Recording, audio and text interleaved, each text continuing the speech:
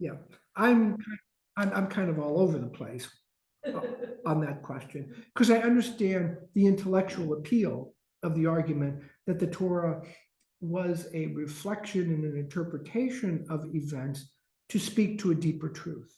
I get to the same place. But my experience is a little bit different, and I can't really leave this. And I've talked about this before about my experience as a Torah reader as a young boy that lasted until, well, it really lasted until I left Dartmouth, where I would read Torah every week. And from the time I began to learn how to chant the Torah versus until the time that I stopped doing it on a weekly basis, that was, see, 8 minus 66, I would say 58 years, okay? I would say that whenever I would read the Torah, I always felt that I was reading the Word of God. Now, contrast that with my learning at Hebrew Union College that talks about, the different periods, the redaction of previous stories and so forth, and putting it together and so on. That makes a lot of sense. There's a lot of, if you're really thinking critically about the Jewish Bible, there are certainly logistical questions about why certain things are there, or why certain things are placed in certain order that that wouldn't follow, that suggest that stories were added. I'll give you an example. Okay, let's take the story of Jacob and Esau, right? Okay, so there's a story about the sale of the birthright, right? Remember that? He comes in from the field, he's starving. He says, what good is the birthright to me? Yes, I will sell you my birthright for the pot. Now, for the bowl of porridge, whatever it was, lentil, it was a lentil, right? A lentil soup sort of thing. So now if Jacob owns the birthright, why do we have the story of the fraud that takes place, in the next chapter or the same chapter later on? You wouldn't need that. Why does he have to commit or be a part of this fraud that he's going to commit upon his father? And why is Esau angry at him and going to kill him for, quote, stealing the birthright? So the literary critic or the, quote, scientific critic would say, and I don't know whether they say this or not, I'm giving an example. Well, you had two different strands. You had two different theories. You had two different stories. And we can't decide which one we like better. So we're going to put both in. And we'll just let generations later try to figure it out. That's one theory. Another, and that makes some sense, right? I mean, if you're talking about different tribes having different stories about their traditions, which is what you had, then maybe there were two different, and over time, rather than leave one story out that had relevance, another possible theory is that no, the author, when just putting in the story of the fraud that led to Jacob's leaving, realized that Jacob's going to be the next patriarch, right? I mean, she's got all these other stories about Jacob and so forth, and Esau is pushed to the side. We can't have a patriarch that goes around stealing, right? I mean, he basically got it through fraud. Even if he was qualified, he still, is that the kind of figure that we want for being the next patriarch? We got to redeem this guy in some way. So they added this little story to give some legality to what was going on at the time. Now, I'm not saying you have to buy that. I'm not saying you have that. I'm not here to convert you to the JEDP theory, but those, and some of it relies on some very technical things involving biblical Hebrew, involving orthography, and all of that kind of stuff, and parallel stories, by the way. Yes. Rabbi, the Jewish religion is no different than the Protestant religion in the sense that we're of the Reformed faith that we're Presbyterians, and the old saying is we're always reforming. Yeah, well, because human beings are evolving in ways in thought. We have more knowledge now. We think we have more knowledge than what we had before. We certainly have, because of the scientific theory, I think we have greater uncertainty today than we had in previous generations that didn't rely so much, rightfully or wrongly, on science and so forth. We think by having this technology, we're creating more certainty, but my experience and my reflection is we're creating more uncertainty. It's raising more profound questions that we are wrestling and struggling with. Okay, no, I'm not here to, I'm not here to upset anybody's belief. I'm just telling you how Reform differed. And so therefore, they didn't have to adhere to the term. Go back to the first lecture, second lecture about Torah. It just depends. And that's why Rhinus believes that Judaism is a polydoxy, a multiple religious faith. Orthodoxy is separate, it's a separate religion from Reform Judaism. We're just like Jacob, we're always wrestling with God. There you go. Well said, well said. Good. So, some people believe that the children of Israel, and I think the majority of people in this world, not the majority of people in this world, but I would say that many Christians and many Jews believe that there is a theological right, R-I-G-H-T, to the land of Israel being for the Jews. Okay. All right. Now, we're going to talk about Theodor Herzl. Theodor Herzl, and you can write this down, this is important, was a secular Jew. He was not a religious Jew in any sense of the word. In fact, he was a beneficiary of the Enlightenment. He got a law degree. He was fairly a successful person. And he became a journalist. And he covered the Alfred Dreyfus trial that took place in France, Captain Alfred Dreyfus. Now, you have to remember that Reform Judaism and the Enlightenment was supposed to produce a severe reduction or elimination of anti-Semitism. That if the individual would pledge loyalty to the state, not to Christianity through conversion, any of the Christian denominations, whether it's Catholicism or Protestantism, whatever, that everybody would be free, everybody would be equal in terms of their citizenship status and acceptance into, let's just say, German society, okay, or Western society, countries like France, countries like Germany, right? Right. And our people flock to that. People don't realize how severe anti-Semitism was and how restrictive the rights of Jews and other minorities who were not Christian were before the Age of Enlightenment.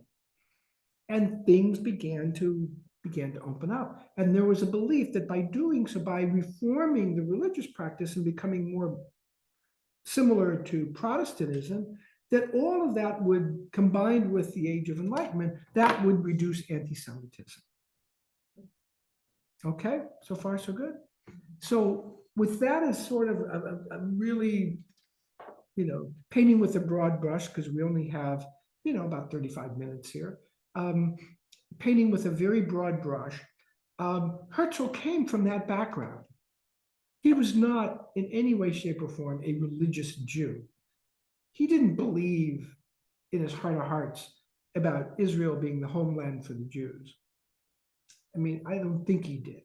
I mean, he wrote about it, but it wasn't central to his concept of Zionism.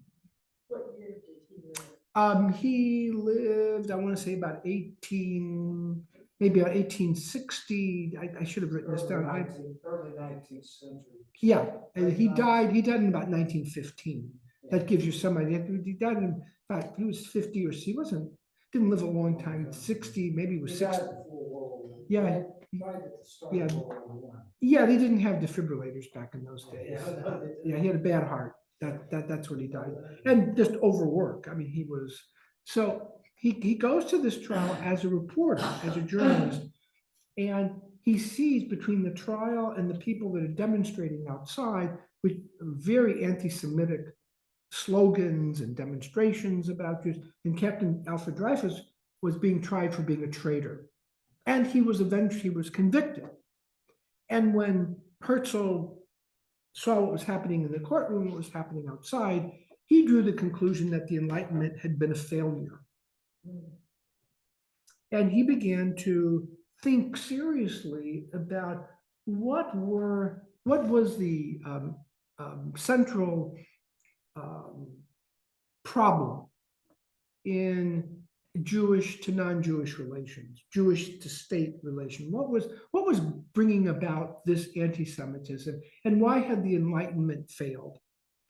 And Herzl posited that the Jews are a people, and like the German people, like the Swiss people, like the French, like the Germans. And our problem was we didn't have a land. And once we would have a country of our own, whether that be Israel, which he was fully aware of the deep connection that Jews had with Israel. I keep wanting to say the state of Israel. It wasn't a state at the time. Israel at that time was controlled by the Ottomans. Okay? So he believed foundationally that because the Jews were a people and didn't have a homeland, but were in other people's homeland, underlining the word home, that we were, again, I'm really paraphrasing. If I really prepared well, I would have had some quotes and all of that from the book called Der Judenstaat, okay, the Jewish state, where he lays that out as the first premise. It's a pamphlet. It's about 100 pages. It's really not a long book at all, very short. This is not a 400, 500 page book. This is about 100 to 120 pages. So that's the first, I believe the first part of the book is about why that's not entitled why the Enlightenment failed, but why the Jews are a people. Not a religion. I mean, he understands that, but that's not the core of the anti-Semitism. The core of the anti-Semitism is that we don't belong in these, we'll never be fully accepted. And the Dreyfus affair proves to be the ultimate truth. So he says that the only way that the anti-Semitism will ever be rid will be when the Jews have a homeland, have a home of their own. So he writes this pamphlet, and in Western Europe, much like in any other country where Jews are doing well, they understand what he's saying, but they're not excited. Why? Because Jews are better off now than they were before. And if you have money in the bank and things are going well, you're not going to think when this book comes out in 1894 or 1895, well, gee, Hitler's right around the corner. There's something to be said for what Herzl is writing. Again, you all have to remember the context in which he's writing. He doesn't perceive, when he writes the book, and when he forms the World Zionist Congress, that Hitler is right around the corner. He doesn't see that. And by the way, nobody saw that. I mean, nobody foresaw that coming until really after World War I and the Depression. That's when, but you also have to keep in mind that there was never anything like gas chambers and that level of hate and discrimination that formed the foundation that we talked about last week.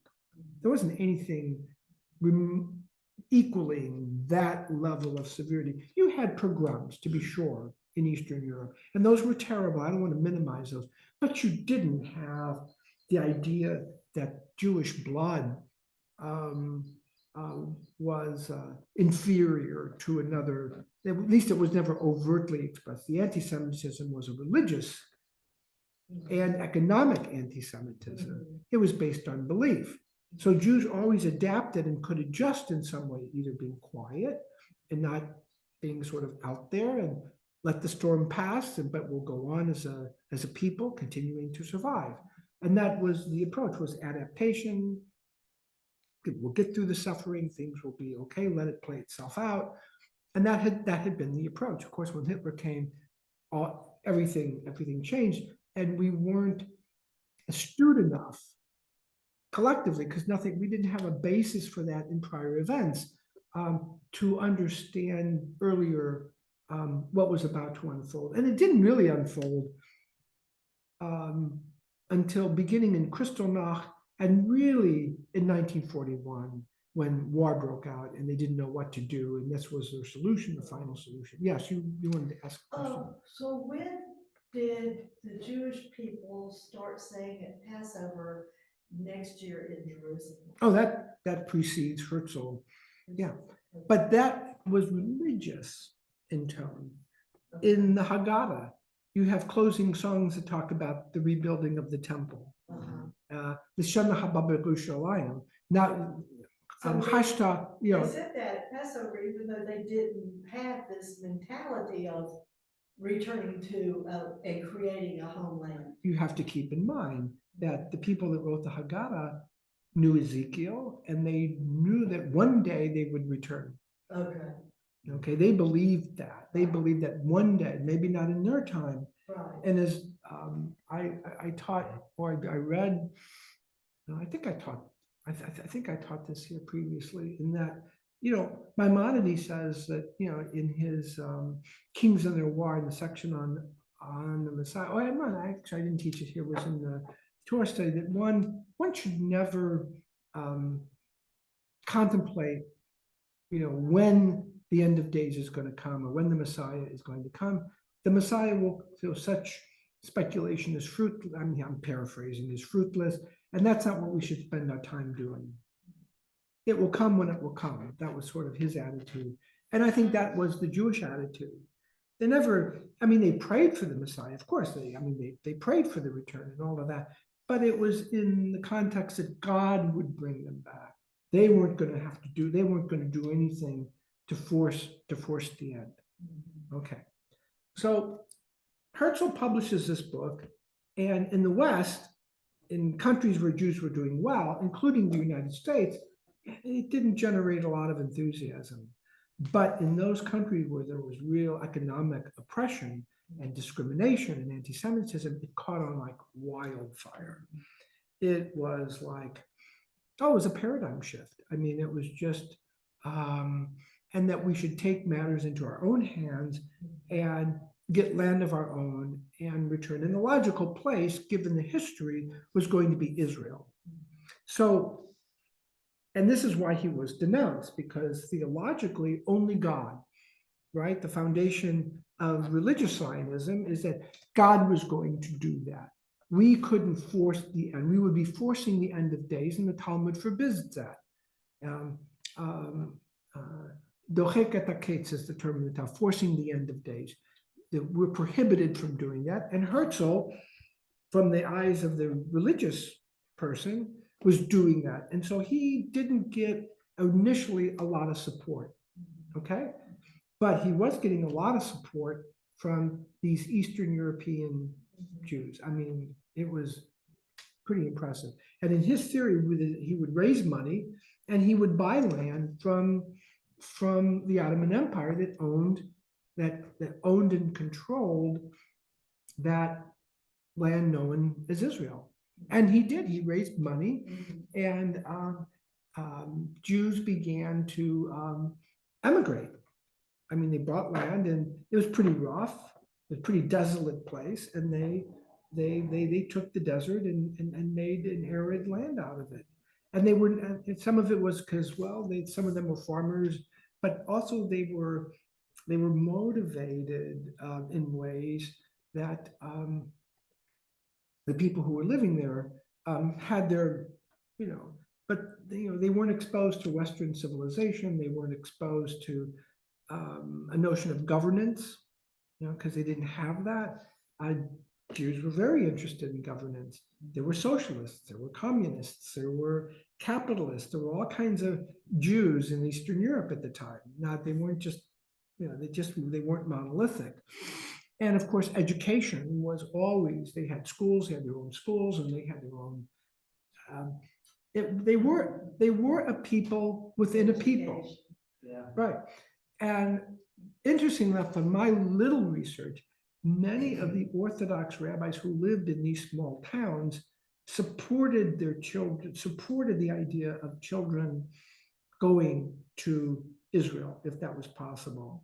There was a revival, it was a revival before Herzl, of Hebrew.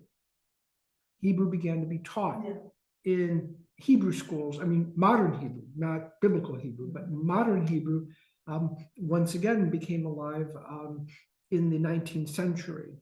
So there was already the things that you needed that people don't think about in terms of statehood. You needed intelligent people. You needed to be able to set up a government. You needed to be able to have farming techniques and be open to farming techniques that would drain the land of swamps and malaria and all of that, and begin to settle the land. And not a lot of Jews, but some Jews came up to 1918. I'm talking now about the the end of World War I, where now it switches into British hands. But they came under Herzl's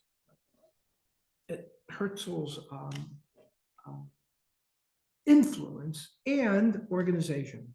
In 1896, about a year or 2 years after the writing of Der Judenstaat, Herzl convenes the first World Zionist Congress in Basel, Switzerland.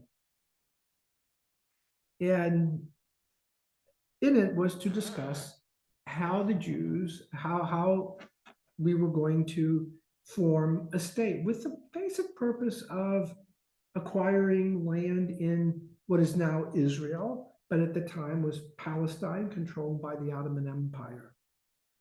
Okay? That's a very different paradigm. That's a very different philosophy than Ezekiel has given us the go-ahead to go and resettle the land. It wasn't God-based. I mean, it wasn't from the standpoint that it resonated for people, the idea, the motivation for coming back to Israel was, and they ignored the part about God bringing them. They were pragmatic people. There's a pragmatism there, a survival pragmatism.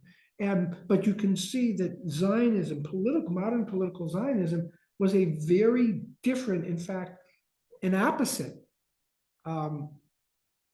view of how that return was going to take place. Now, I'll digress for just a moment, and we will take a look at, for just a moment, how Christian Zionists view that, right? And correct me if I'm wrong, but they interpret the state of Israel as a theological event to some degree. The creation of the state of Israel, but you see the difference.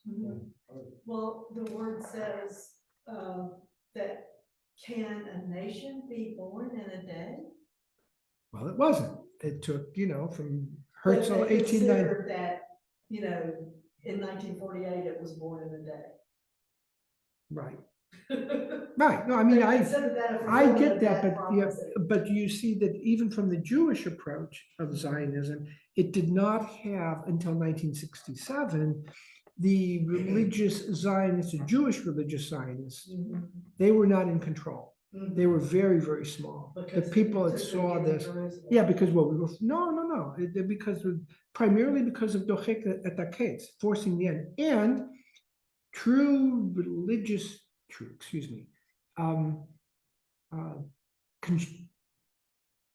observant Jews who are very, very conservative in their practice on the right, they still I don't believe they recognize the state of Israel. They recognize Jews living in the land of Israel, but the true Israel has to happen by God. And this is not, this is not that. So there are some sects in Israel, very, very quiet, who do not accept, now they'll accept money from the state, and they'll accept, and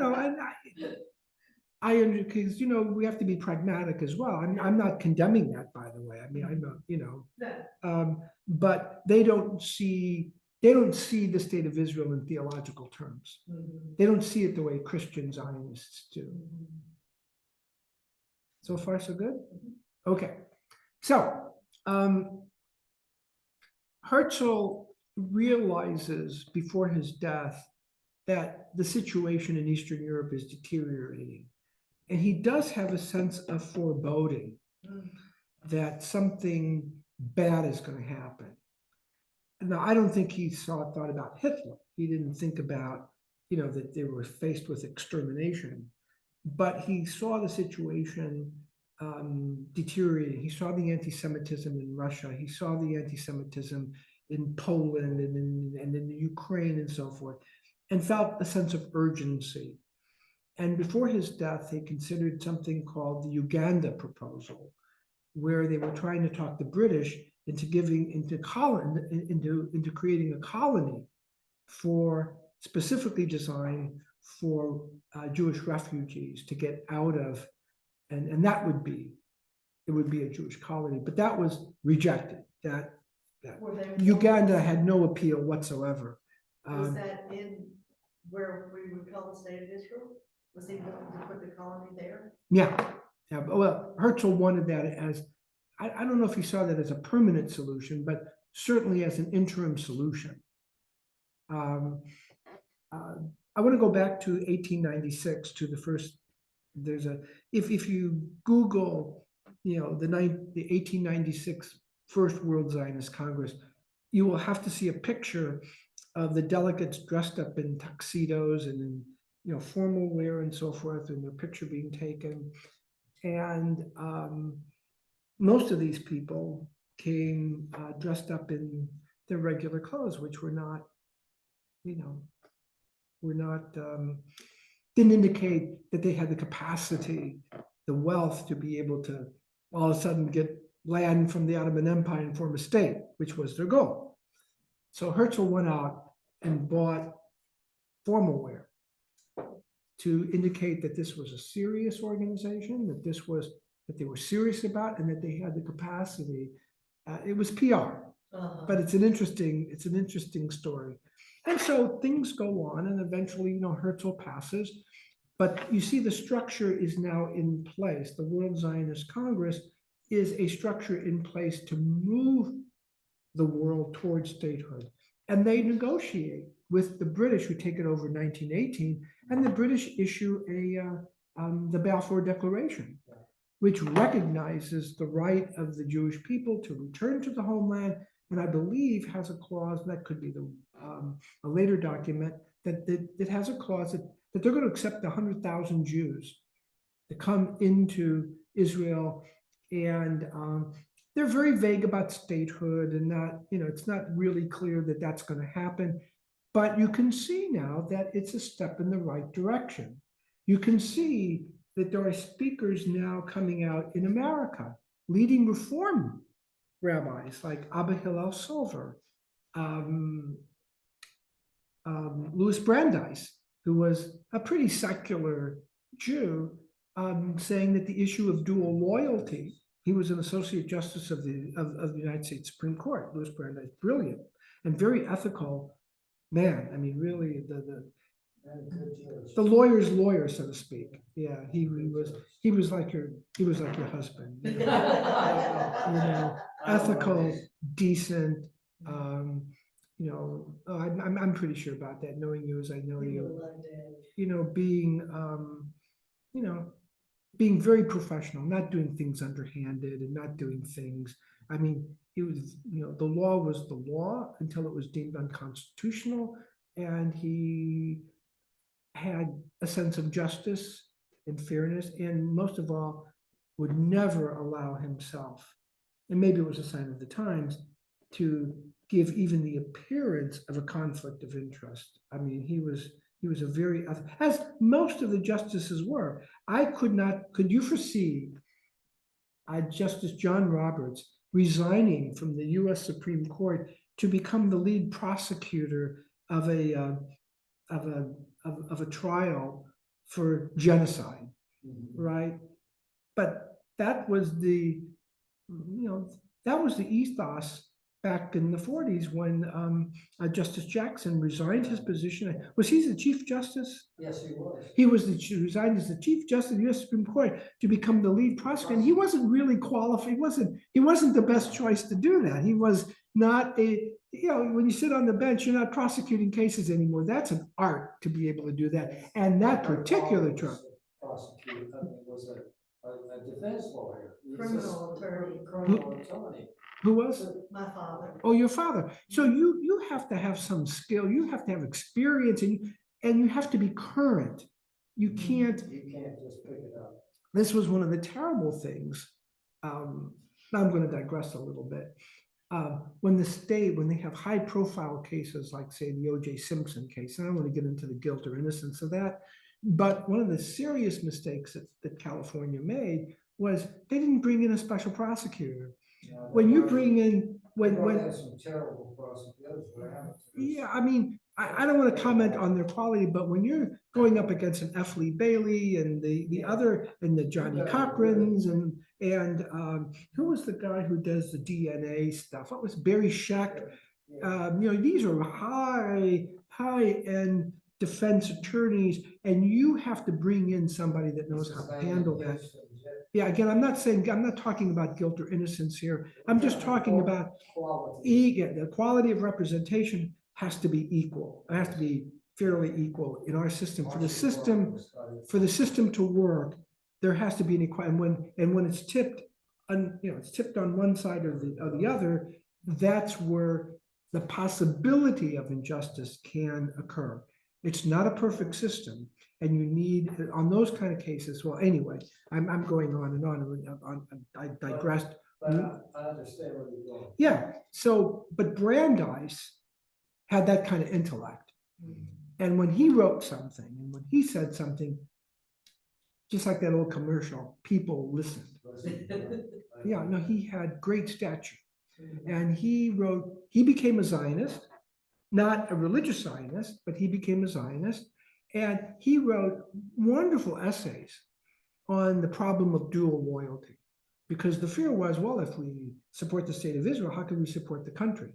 It's sort of the same argument was used with Kennedy when he was running for president. Is his loyalty going to be to the Pope, or is his loyalty going to be to the country? And it was that kind of thing. It was very similar. Later on, Kennedy, of course, was much later. But it's that sort of thing that people were worried about. And Brandeis argued, no. In fact, we would become better citizens. First of all, that Israel was going to be, the vision of Israel was to be a democracy, was to be a homeland, and people were going to be treated fairly. So in that sense, it was going to be a shared value. But also because Jewish identity would be strengthened by having a state of Israel, they would become better American citizens. And his argument went a long way because of his credibility and his scholarship, that attitudes began to change. And rabbis like Rabbi Abba Hillel Silver and Rabbi Stephen Wise, they were extremely influential in the Reform movement to change. Now, if you really want to know what the attitude was in the ultra-Orthodox, the Hasidim, a very good book to read if you ever have a chance is Chaim Potak's The Chosen. It's a fictionalized book, but I think it's based in part on his relationship with the Hasid. It has some basis. You can rent the movie. There's a movie, a very good movie that was made. A very good movie. I would recommend it if you haven't seen it. And it's about the relationship between a modern Orthodox young man and this Hasid genius, this 14, 15-year-old genius. And they form a friendship under some very unusual, I'd say very unusual circumstances. I take it you've read the book from where you're nodding. Yeah, I think I read an excerpt of it. Yeah, so, but if, you can either read an excerpt, or you can save yourself some time and just watch the movie. The movie is quite good. It's with Robbie Benson, and Maximilian Schell is in it from Judgment at Nuremberg, and Rod Steiger. Now, I'm going back a long way. I don't know We if, know Rod Steiger. okay, Rod Steiger plays the Rebbe, plays the leader of the small Hasidic movement that was in Williamsburg, and their attitudes about the creation of the state of Israel, which was extremely controversial. Okay, so the Jews are coming into Israel, and that's going to create some tension, some obvious tension between those who are living there who refer to themselves as Palestinians. And I don't get into, oh, well, they weren't really Palestinians and all this kind of stuff. And I don't get into that. If people want to be called a certain thing, let them be, then we respect that and we call them. There's a minority view that says they don't really Palestinians, they never owned the land and so forth and so on. And I don't subscribe to that. If they want to refer themselves as Palestinians, they've been there for a long time. That's their perfect right. My feeling is, what difference does it make in the scheme of things? You want to treat people with dignity. You want to treat people with respect. I was taught by my history professor when I was in Israel studying that the state of Israel would have happened regardless of the Holocaust. And I think Obama made a terrible mistake. And I think people have this perception that the partition plan that came about was because of the Holocaust. The Jews needed a homeland, and therefore the world felt sympathy for them, and therefore created the state of Israel. That's not really accurate, because they had the institutions in place for statehood before the Holocaust, or before the terrible events that took place in World War II. They had kibbutzim. They had they had ways of organizing themselves, much like what they did in Eastern Europe, but only in this time in a civil way. And they knew about electricity. They knew. I mean, Herzl viewed that that even women of the night would be Jewish. Garbage collectors would be Jewish. Why? Because all nations have that. Right. And so it wasn't that the Jews were going to be rabbis and they were all going to observe the Sabbath, though you do have that. But Jews were going to be people. And some Jews were going to go to the beach on Rosh Hashanah and on Yom Kippur, and other Jews were going to be in the temple or would be in the synagogue. Yes. Let me ask you, you talked about finances, maybe didn't he have some Rothschild connections? Yes, he did. And the Rothschilds were, they could have done a lot more, but they did. They had some, but they didn't as much as they were kind of threading a light. Yeah, they were threading the needle. They were playing kind of both ends against the middle, so to speak. Yeah, I mean, they gave money, but could they have given more? I believe they, and correct me if I'm wrong, again, this is off the top of my head, so the people who are online who are going to view this should always check the sources. I think they gave enough money, for example, to establish a small village that was called Petach Tikva, that they funded that. That was called the Opening of Hope, Petach Tikva, and that became a kind of, I think, a village. I don't think it was a kibbutz. I think it was a village. A small town? Yeah. Yeah. So. I read somewhere. Yeah. Yeah, and I think they also helped to establish wineries and things like that. And so, yeah, they were helpful, but Jewish philanthropy is a very complicated subject. There was a gentleman, again, I'm going off on a tangent here. Julius Rosenberg. Yeah, Julius, not the atomic bomb people, No, but Julius Rosenberg. And he's recognized for establishing schools for Blacks in the South to upgrade the quality of education for them. Now, the interesting thing was that in order to get the money from the trust, the Blacks had to contribute, but and he would contribute I think it's like $1,850 for each school. Now it cost more, but he wanted to make sure that blacks had skin in the game, and also it cost more than $1,050 to build these things and acquire land and so forth, but that the state would have to. Now, over time, the trust was going to be liquidated, okay? And there was a lot of, he was the founder of Sears, right? Sears Roebuck, I think, was how he made his fortune, catalog. Yeah, he was very successful. I mean, he would be today like a Bill Gates. He would be in that state. And so, but over time, the trust was going to be liquidated. I think 25 years after his death, the trust was going to be liquidated. And there was a lot of money in that trust. It did not go to Rosenberg schools, from what I recall. I did some research, and he was also giving money to Harvard, to University of Chicago, and other high-end philanthropies to organizations that probably didn't need the kind of money that the Rosenberg schools could have done. Now, probably some of that wasn't just from was that he's working within an extremely segregated, extremely prejudicial society at the time. So could those schools be better than white schools? Probably not. They probably couldn't be better. Though, I mean, he worked closely, and to his credit, I mean, he worked, I believe, who was it he worked with? I want to say Booker T. Washington was the one that he worked with. Later than that.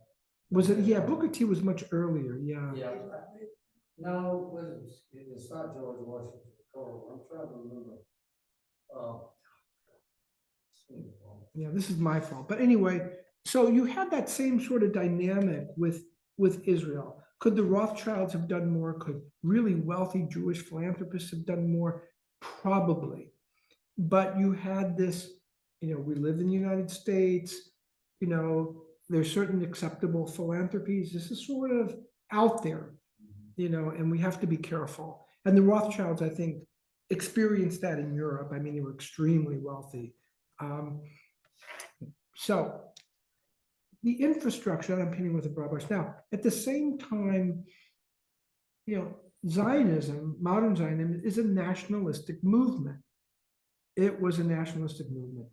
And as the Palestinians who live there are seeing more and more Jews coming into the land, I'll say it diplomatically, they were getting nervous. Why? Because the land was being overrun. Palestinians would soon no longer be the majority. And there could be a serious, it's one thing to accept 100 Jews. It's a whole nother thing to accept 100,000. And eventually the British, I believe, issued a white paper that limited the number of Jews that could come into the land because there was tension. And the British get criticized for this. And I'm not sure, I think some of it needs to be tempered a little bit. You would know more about this than me, but I think that, first of all, there were oil interests.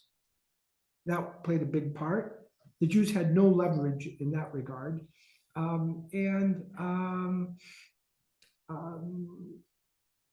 They had to also keep the peace.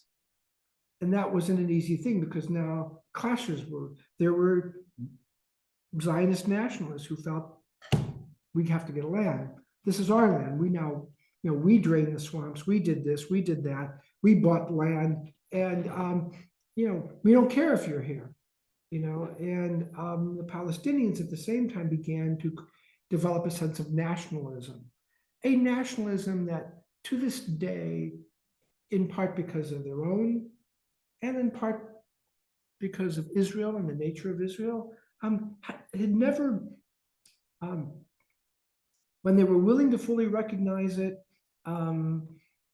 they weren't able to, the Palestinians were not able to cross that line. For lots of different reasons, and it's more complicated than what I'm going to be able to present in the next 5 minutes. I've been talking for an hour, so to give you some idea how complicated this thing is. Did the Holocaust accelerate statehood? I don't think there's any question about that. It certainly did, and I'm going to say rightfully so. But was that the cause of, was that the cause of the state of Israel? No, it would have happened. It might have taken a few years more, but the infrastructure was already in place. And it would have happened in some configuration, because then you had an entity like the United Nations that it was just a question of getting enough votes. Now, things were so bad that the British at the end of World War II wanted to get rid of, they didn't want that headache anymore. And so they turned it over to the United Nations, and the United Nations formed a committee to investigate and to come up with a recommendation to the UN. And the recommendation that they came up with, these are two people that are not going to be able to live together. There's just too much nationalism on each side and too much interest. Why? Because if you merge the two together, and to this very day, it's very true, if you merge the two together and you're talking about democracy, okay, then what happens when the population of Palestinians, and this is the big fear, exceeds that of the Jews who are living there? It's no longer going to be a Jewish state. And Islam, of which many Palestinians are, do not have in history a good track record when it comes to recognizing Jewish rights in their country. They don't have a good track. I'll just say it diplomatically, that the track record at best is would be a reason for concern if they were going to try to merge the two peoples together, and not, that's kind of messianic. And so the practical solution was to create this partition plan, of course, which the Jews, which my people quickly accepted. Why? Well, because we now have a homeland. Okay, it's not everything we want, but our people are good compromisers. We got more with this than we ever had before. And who would have thought from 1895 to 1948, in just a short period of time, we would have a homeland? But lo and behold, they voted in favor, it passed. And tragically, and I really mean this, tragically, it was consummately rejected by the Arab nations and consummately rejected. I don't know to what extent the Palestinians really objected so much more that they were such that they would rely on the Arab states to come to the rescue and to fight that war in 1948. Because the Palestinians themselves did not have weapons. They didn't have an army, a viable army, whereas, Israel had access to weapons. They had access to, by hook or by crook, had tools of war. Now, the other Arab states did, Syria, Jordan, Egypt. And I think that the Palestinians were relying on that, as much as, and so in the fog of declaration of statehood, when the fighting erupted, the partition wasn't exactly followed. People did get displaced. I mean, there's been research now that shows, Benny Morris's research shows, that there was some displacement of Palestinians for security reasons, and the borders that were established at the end of that war were not exactly the border that was described in the partition. It wasn't gross. It wasn't like they took over everything, but they expanded a little bit the actual partition plan. And that was the situation until 1967. Except there was a war in 1956. There was the war with Egypt, and again, a multi-front war. And once again, Israel, by the way they handled it, they were, very strategic, very well thought out. They had arms and so forth. And interestingly enough, by that time, I believe they had a nuclear reactor. By 1953, Israel. Yeah. By 1953, Israel, through a lot of, They had highly technical scientists. right, they had scientists, had Jewish scientists, they had and the Palestinians didn't really have that. None of the Arab countries had that. And if you really want to read a fascinating story about that, and it's unbelievable, there's a book by Ari Shavid, I've referred to it before, called Triumph and I think Israel, Triumph and Tragedy. For every success, of course, there's always a yin and a yang. For every success, for every great strategic success, there's also an underbelly to that success. The fact Ben Gurion believed that that it was essential for Israel to have the bomb. Why? Because that would be a great deterrent if they were the only ones who had the bomb and nobody else did, which nobody else had at that time, that there would never be, that no country, no matter how fervent they felt,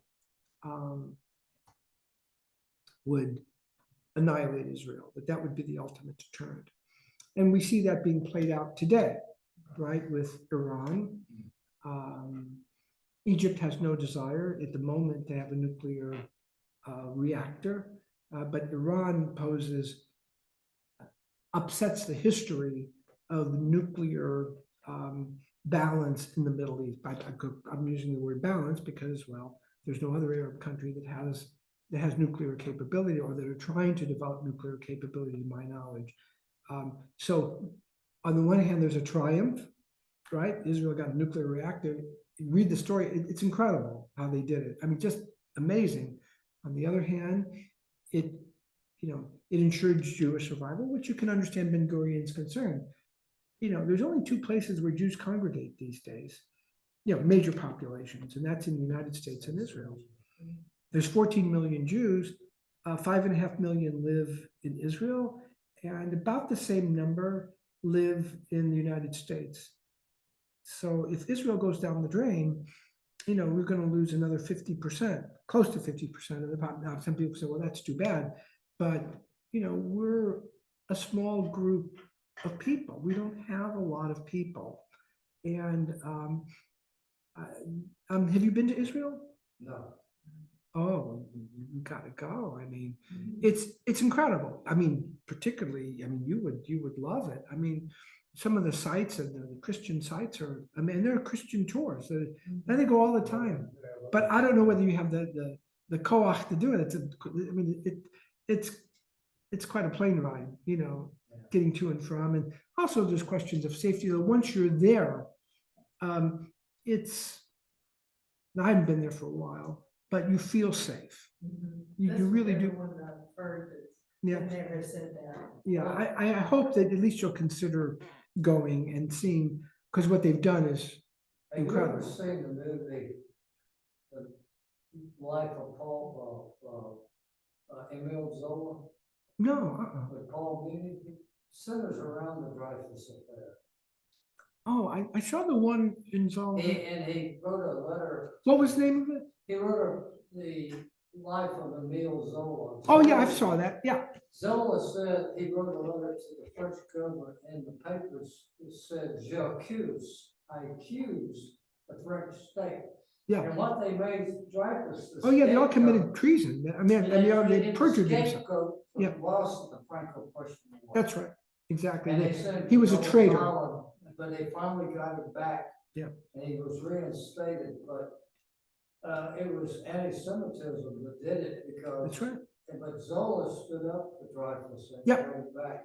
Yeah. And he had got it just back, and Zola had a heart attack and died. He was a great Frenchman.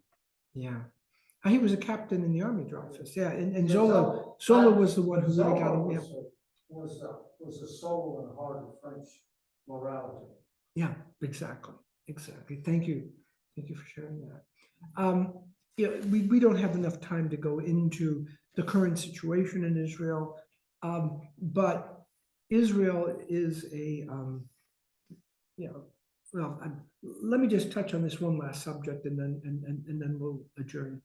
Yes, in 1967 there was the 6-Day War. Miraculous what happened. How they took Jerusalem and the joy of all of that.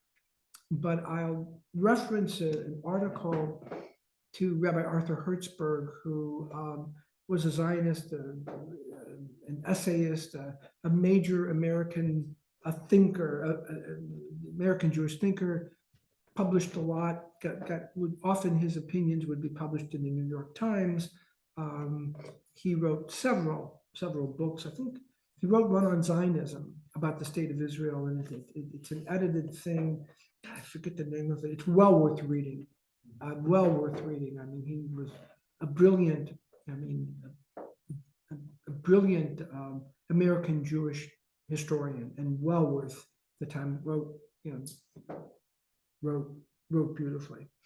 Anyway, in his opinion, and he wrote this shortly after the 67 war, that taking control over the West Bank and taking over that population would spell, I'm really paraphrasing, I should have brought, would be, I'll say it this way, extremely problematic, and would cause a lot of difficulties for Israel in trying to control the Palestinian population. Now, you can see with the dominance of Israel, you kind of, you can see how, and wrongfully, by the way, how terrorist groups can arise because you haven't resolved the conflict. And and you get, and I want to be clear, there is nothing that justifies terrorism. Nothing justifies taking over airplanes and blowing them up and doing everything, or 1972 Munich, all of that. Nothing justifies that. But if you take a step back and you look at things, you can see why these movements come up, or a factor that contributes. It's desperation. It can be extreme theology that advocates a kind of God-given right to, that it's anathema for a Jew to be in control of a Muslim, or have a Jewish state where Muslims considered to be their holy ground. And it's not to say that Israel was insensitive towards that, but you can see when people feel that they are disenfranchised, or feel that they are wrongfully or rightfully feel what they feel, that in desperation, they will take these kinds of measures. The difference, and it's a shame that over time the positions have hardened so much that we have a Hamas, that positions have hardened so much that Israel seems to be doing things that were at one time unthinkable. And again, I don't want to say, they're wrong for doing what they did. I don't want to say that they're right for doing everything that they did. But you certainly have to give some pause to the most recent conflict, and pose some question about what has gone on since October 7th.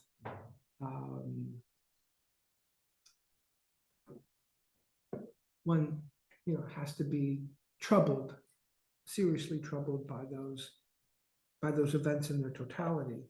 And I gave a sermon. I gave a sermon on Yom Kippur, after, when is this going to stop? When is enough enough? There's a saying, Rabbi, if Israel ever loses a war, it's the end of Israel. Yeah, and I can see that. I love Israel. I want Israel to thrive, and I want Israel to, and I understand that there are pragmatic considerations about Israel's existence.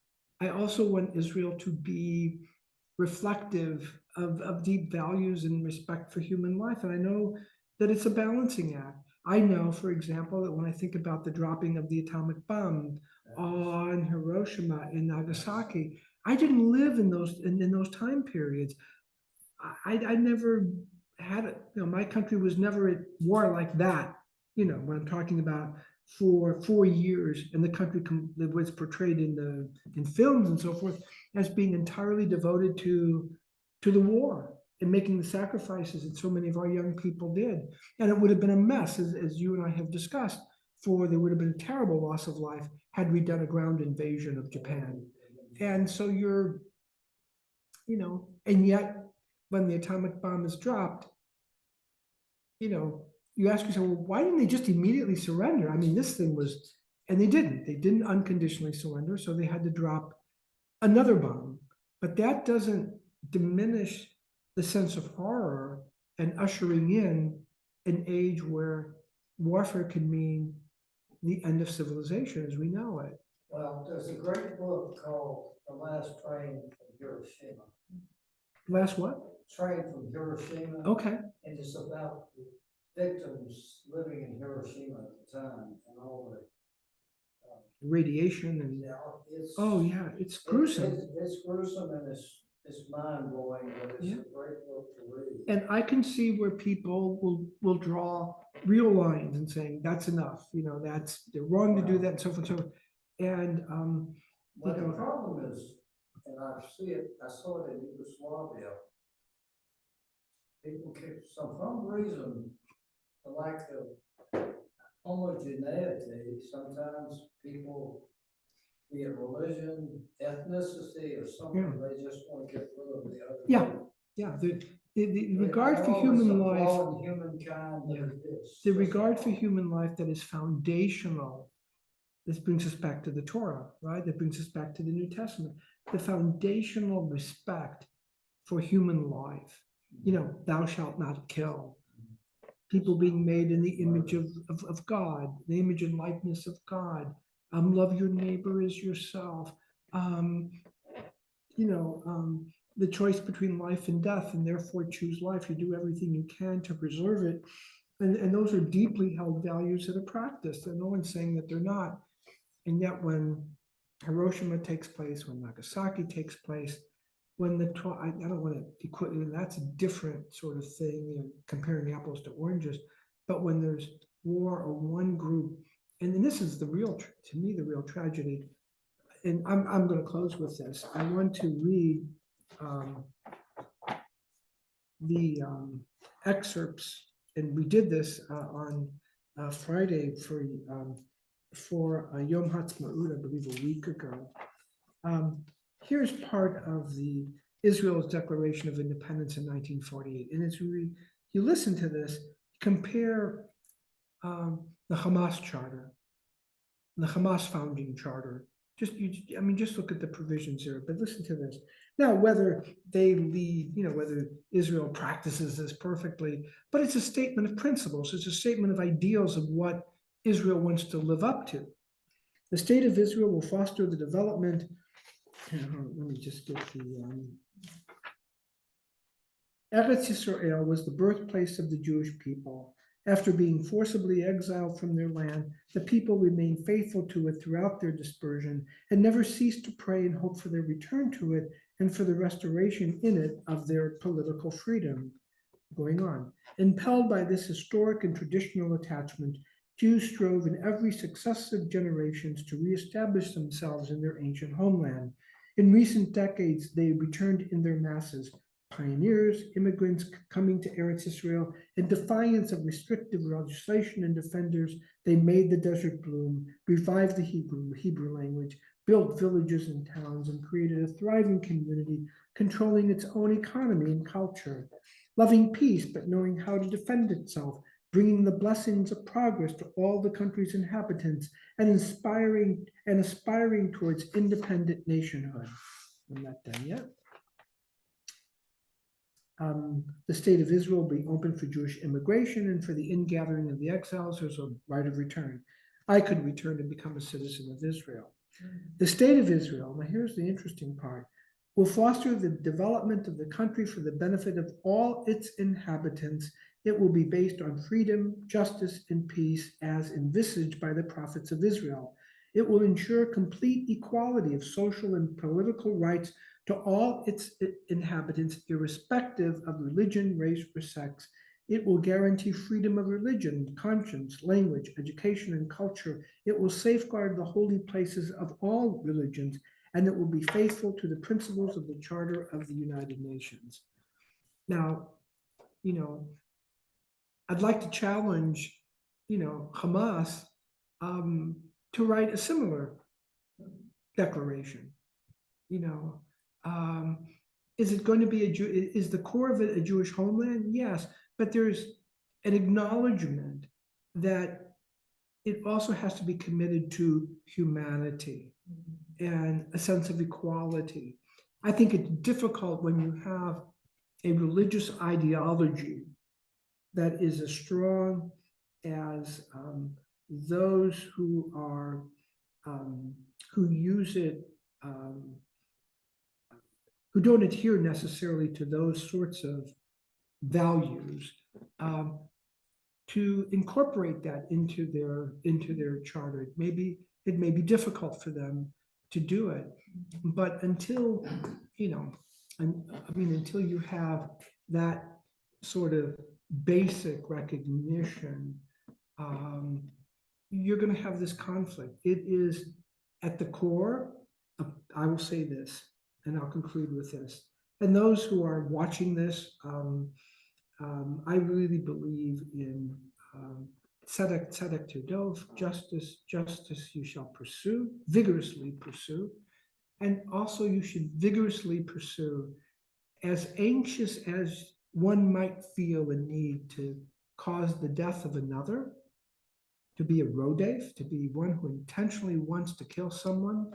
The psalmist, I believe, or one should be a rodef when it comes to peace.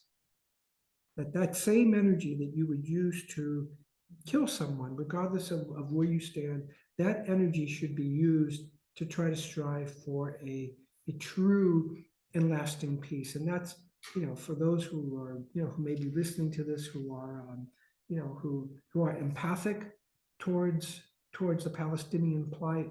I want, I want the same thing that you all want, which is, I want to see peace. I want to see prosperity for all people. And I want to see a diminution and elimination of the prejudices and the biases that maybe are the foundation of this conflict, because I don't believe that my faith, Christian faith, or the Islamic faith, that this conflict, any of the sacred texts truly support. I don't think that's why, I don't think that there's nothing in our texts that would override the principle of pursuing peace and pursuing ways of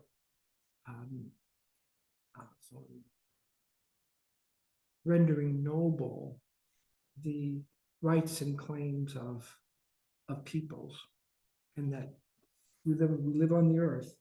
We don't live way up there. We live where we have to get along with one another. We have to try to get peace and understanding. And on that note, I'll stop. Thank you. Oh, you're so kind. Thank you. Thank you. I wanted to let's stop this. Good job. Oh, thank you. Thank you. I was going to mention to you about something, the news media